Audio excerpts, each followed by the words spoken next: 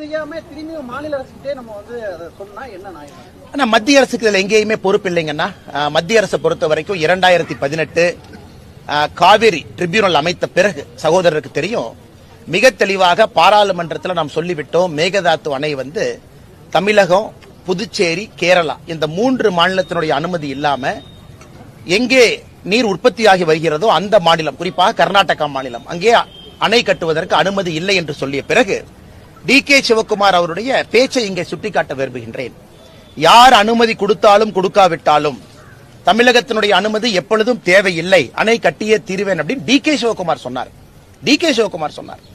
மத்திய அரசு என்ன சொல்லுச்சு, நீ அணை கட்டணுமா எல்லா மாநிலத்தையும் கலந்து பேசு, அதுல யாராச்சும் ஒருத்தர் அப்செக்ட் பண்ணா கூட அணை கட்ட முடியாது என்று தெல்ல தெளிவாக சொன்ன பிறகு டி.கே. சிவக்குமார் அவர்கள் இதை அரசியல் பிரச்சனையாக இதற்கு எடுத்த பிறகு நான் சொல்வது, தமிழகத்தினுடைய முதலமைச்சர் இதை எதிர்த்து ஒரு குரல் கொடுத்தாரா? இன்னைக்கு டி.கே. சிவக்குமார் சித்தராமையா அவர்களை அழைப்பதற்காக பெங்களூருக்கு இங்கிருந்து மந்திரி அனுப்புறாங்க.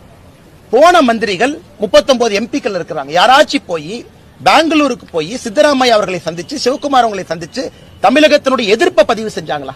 எங்கேயுமே பதிவு செய்யல. எல்லா இடத்திலும் உரிமை விட்டு கொடுத்திருக்காங்க. கேரளாவை பொறுத்தவரை செண்பகவல்லி அணை, அது உங்களுக்கு தெரியும், 1953, 73 பல காலகட்டத்தில் பிரச்சனை வந்த பொழுது கர்மவீரர் காமராஜர் ஐயா முதல் பிரச்சனையை தீர்த்தாங்க. இரண்டாவது பிரச்சனை வந்த பொழுது புரட்சி தலைவர் டாக்டர் எம்ஜிஆர் ஐயா அவர்கள் தமிழகத்தினுடைய பணத்தை தூக்கி கேரளா கொடுத்தாங்க ரிப்பேர் பண்ணிக்கணும். அதன் பிறகு கேரள அரசு என்ன சொன்னாங்க, நாங்க எந்த காரணத்துக்கும் விடமாட்டோம் என்று சொல்லிய பிறகு திமுக தன்னுடைய தேர்தல் வாக்குறுதியில 84வது பாயிண்ட் செண்பகவல்லி அணையை சரி பண்ணுவோம்னு சொல்லியிருக்கிறாங்க. அது சம்பந்தமா பேசினாங்களா? இப்ப சகோதரருக்கு தெரியும், ஒரு மாநிலத்தினுடைய முதலமைச்சர் இன்னொரு மாநிலத்துக்கு போனாங்கன்னா என்ன பேசினாங்கிற செய்தி குறிப்பு பத்திரிகை நண்பர்களுக்கு கொடுப்பாங்க. செண்பகவல்லி அணையை 4 முறை கேரளாவுக்கு சென்று பேசல. ஆனால் எங்களுடைய ஆதங்கம், நாங்கள் சொல்வது மத்திய அரசுடைய வாதமாவே வச்சுக்கோங்க. ஏன்னா ஆளும் கட்சியாக இருக்கக்கூடிய தமிழக பாரதிய ஜனதா கட்சி மத்தியில நாங்க சொல்றோம், இது இல்ல எதிர்ப்பு தெரிவிச்சாச்சு. அப்படி இருக்கும் பொழுது திமுக வாயை திறந்து அவர்கள் எதிர்ப்பை பதிவு செய்வதற்கு கூட என்ன பிரச்சனை தான் நாங்க கேட்கிறோங்கன்னா, பந்திப்பூர்ல இரவு நேர போக்குவரத்து பிரச்சனை, இது 2 மாநில அரசும் உட்கார்ந்து ஒரு முறையாவது பேசலாமே, உச்சநீதிமன்றம் தீர்ப்பு இருக்கலாம். இருவரும் உட்கார்ந்து ஒரு முறை கூட பேசலையே. பொம்மை சந்திரா டு ஹொசூர் அந்த 23 கிலோமீட்டர் மெட்ரோ லைனை போட்டீங்கன்னா ஹொசூருடைய வளர்ச்சி எப்படி இருக்குங்கன்னா எப்படி இருக்கும்? அதுல பெங்களூர் என்ன சொல்றாங்க, இல்ல பெங்களூருக்கு வெளியிருந்து தான் கனெக்ஷன் கொடுப்பேன், நமக்கு Bengaluru central to Hosur connect பண்ணணும் நாம கேட்கிறோம். இது சம்பந்தமா ஒரு பேச்சுவார்த்தை நடத்துனீங்களா? காஸ்ட் ஷேரிங் பத்தி நடத்துனீங்களா? எதுவுமே பேசாம தினமும் அரசியல் மட்டும் பேசிக் கொண்டிருந்தால் மாநிலத்தினுடைய வளர்ச்சியை முழுமையாக நம்முடைய முதலமைச்சர் விட்டுக் கொடுத்து விட்டார் என்பதுதான் எங்களுடைய கோபம் மட்டுமல்ல ஆதங்கம். விகிதாச்சார அடிப்படையில தொகுதி மறுசீரமைப்பு செய்யப்படும் சொல்றாங்க. ஆனா ஊபி, பீகார் மற்ற மாநிலத்தில் விகிதாச்சார அடிப்படையை விட கூடுதலாக தொகுதி வருது, நம்ம விகிதாச்சார அடிப்படையில குறைவான தொகுதி வருது அவங்களுடைய பாயிண்ட் ஆகிறாங்க.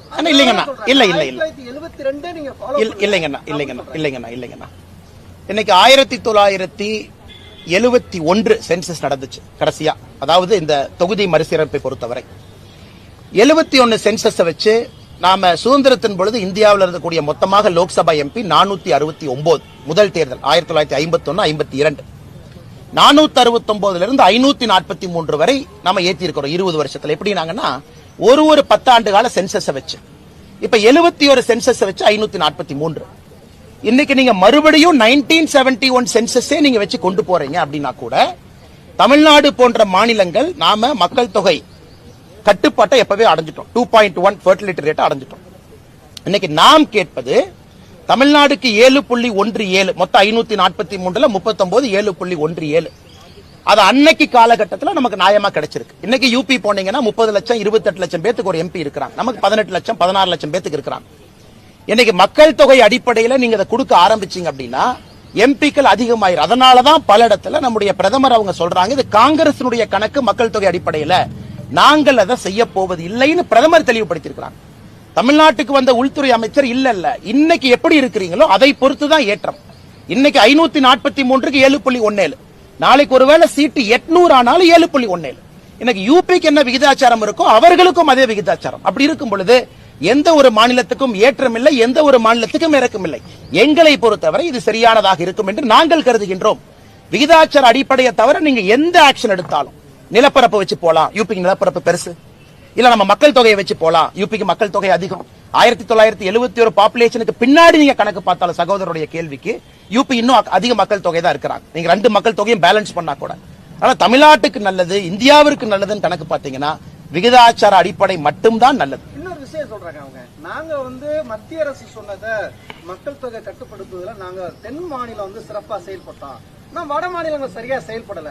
அதனால மக்கள் தொகை அழிவுலையோ பரப்பல் அழிவுலையோ அவங்க மறுசீரமைப்பு போனா கூடுதலான தொகுதி வருது. நாங்க மத்திய அரசு சொன்னதை ஃபாலோ பண்ணதுல எங்களுக்கு தண்டனையா?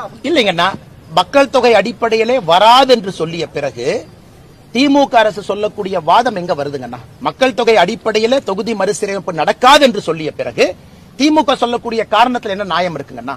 நாம இன்னைக்கு 1971 மக்கள் தொகை அடிப்படையில் வைத்த 39 எம்பிக்களை பேசுறோம் 543. அதே விகிதாச்சார அடிப்படையில் உயர்வு இருக்கும் என்று சொல்லும் பொழுது திமுக சொல்லுகின்ற அந்த காரணமே தவறு தானே. இன்னைக்கு திமுக இங்கெல்லாம் கூப்பிட்டு பேசுறாங்க. எத்தனை குறிப்பாக மம்தா பானர்ஜி அவர்கள் இந்த கூட்டத்தை புறக்கணிச்சிருக்காங்க. நான் வரமாட்டேன், எனக்கு இதை விட இன்னொரு பிரச்சனையா பேசிக் கொண்டிருக்கும் பொழுது என்னுடைய கவனம் இங்கே திசை திருப்ப விட மாட்டேன் என்று ஆம் ஆத்மி கட்சி வந்திருக்கிறாங்க. இதே திமுக வடக்கில் இருக்கக்கூடிய இந்தியர்களை எத்தனை முறை தவறா பேசியிருக்கிறாங்க. அதையெல்லாம் வந்திருக்கக்கூடியவர்கள் கேட்டுட்டு போவாங்களா? பஞ்சாபினுடைய முதலமைச்சர் கேட்டுட்டு போகணும், ஆம் ஆத்மி கட்சியினுடைய தலைவர் கேட்டுட்டு போகணும், அவங்களும் வந்திருக்கிறாங்க கேட்டுட்டு போகணும். அதனால இவர்கள் இன்னைக்கு ஒண்ணு நாளைக்கு ஒண்ணு, நேற்று முன்தினம் கூட ஒரு அமைச்சர் பன்னிக்குட்டி போடுற மாதிரி வட இந்தியால பன்னிக்குட்டி போடுற மாதிரி போடுறாங்க. இதெல்லாம் ஒரு நியாயமா? இதெல்லாம் தமிழகத்தினுடைய மக்களுடைய வெளிப்பாடா இது போன்ற பேச்சுக்கள் எல்லாம்? ஆனால் வெறும் ஏமாற்று வேலை, பித்தலாட்டு வேலை மட்டும் செய்து இந்த நாடகத்தை திராவிட முன்னேற்ற கழகம் என்று அரங்கேற்றிக் கொண்டிருக்கின்றார். 1000 கோடி ரூபாய் ஊழல் சொல்லி மதுபான கடைகள் முன்பாக போராட்டம் நடத்திருக்கீங்க.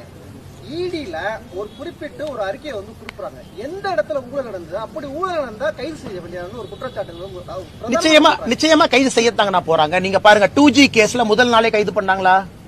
2G கேஸ்ல எல்லா வீட்லயும் ரைடு பண்ணோடனே கனிமொழி அக்கா அப்படியே வேன் ஜீப்பை திறந்து அக்கா உள்ள உட்காருங்க திகாரி ஜெயிலுக்கு வண்டியை விடுறான்னு சொன்னாங்களா? எந்த ஒரு வழக்குமே எந்த ஒரு ரைடுமே அன்னைக்கே கைது பண்ண மாட்டாங்க. ஆனால் யாரும் பண்ண மாட்டாங்க. அது இன்னும் அப்பீல் இருக்குன்னு, அது இப்ப அப்பீல் இருக்கு. ஒருவேளை கனிமொழி அக்கா வெளியே வந்துட்டீங்க நீங்க சொன்னா கூட அது இன்னைக்கு அப்பீல்ல ஃபாஸ்ட் ட்ராக் கோர்ட்ல சிபிஐ கோர்ட்ல போயிட்டு இருக்கு. அதனால இன்னைக்கு திமுக நீங்க ரைடு பண்ணீங்க, நைட்டை ஏன் கைது பண்ணல? அப்ப நாங்க குற்றவாளிகள் இல்லை என்கின்ற